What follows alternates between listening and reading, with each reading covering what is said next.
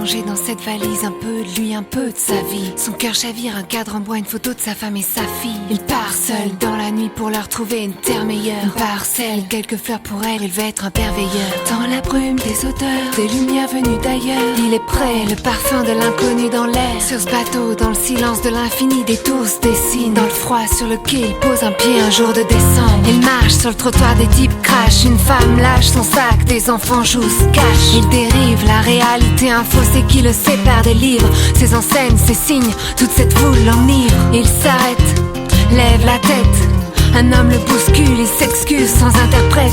L'homme lève les mains, gesticule et répète: non, pas de problème, faut pas vous déranger.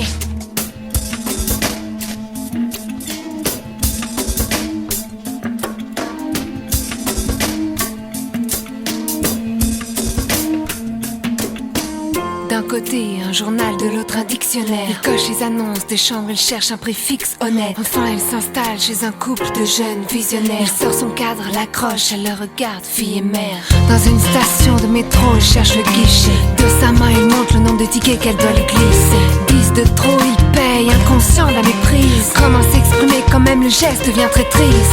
Sa liste, celle d'aliments basiques, dans ses sacs en plastique, des légumes exotiques. Il doit réapprendre à cuisiner avec ses ingrédients, loin du goût de sa cuisine natale qu'il regrette tant.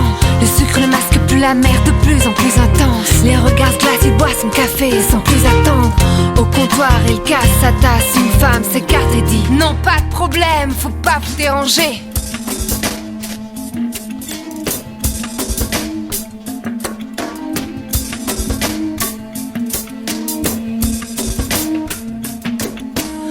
Des mois, c'est à l'usine qu'il part travailler. Il n'est pas seul derrière les machines, ils se sont ralliés. Parler, raconter leur histoire, comment ils sont arrivés, la guerre, ce qu'ils ont dû laisser pour continuer de rêver.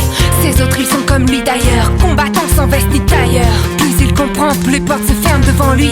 C'est jeudi noir, dans le cours de sa vie, la liberté d'évaluer. Il croyait que tolérance et respect étaient encore des valeurs. Aujourd'hui, c'est le grand jour, enfin elles arrivent. Fini les photos, les lettres, la fin des souvenirs arides. Le bateau vient d'accoster, le cœur serré, elle roule sur sa joue. Toutes ses larmes de bonheur sur son visage, un sourire s'ajoute. Sur sa gauche, un homme observe la scène, il balaie. Elle descend sur le quai, l'homme crie emballé: un tas de problèmes, ces salauds d'étrangers. Heureusement qu'il sait qu'elles comprennent pas un mot de français.